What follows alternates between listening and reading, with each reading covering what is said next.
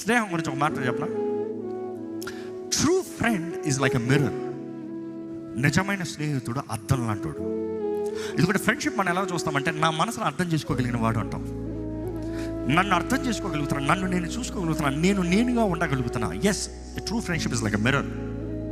But always remember, true friendship corrects you, not spoils you. నిజమైన friendship ఎలా ఉంటుంది? Mirror లాగా. నీలో తప్పు ఉంటే ఇది తప్పు, అద్దం చూడనంతసేపు జుట్టు ఏంటి తెలియదు, అద్దం చూసావనుకో టక్ అంటావు. ఎందుకు? It is cautioning you, awareness. A true friend will show your identity, not show himself. అర్థమవుతుందా? నిజమైన స్నేహితుడు నువ్వెవరో నీకు తెలియజేస్తాడు.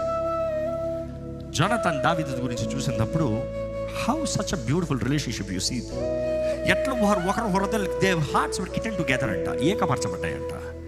వారు ఒకరిని ఒకరు బలపరుస్తామని చూశారు, కానీ వారు ఎత్తింది ఈయన అప్పచెప్తాం, ఆయన అర్థం, ఈయన చంపుతామని చూడలే.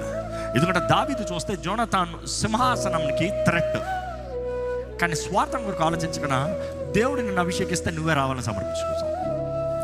True friendship is like a mirror who is always ready to correct you in spite of nobody cares what.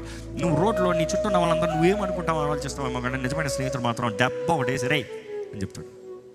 అది అమ్మ కొడతా ఊరుకోడేమో, కానీ స్నేహితుడు రెండు దవడ మీద వేసి ఊరక అంటూ ఊరుకుంటాడు. బికాస్ స్నేహానికి అంత పవర్ ఉంటుంది.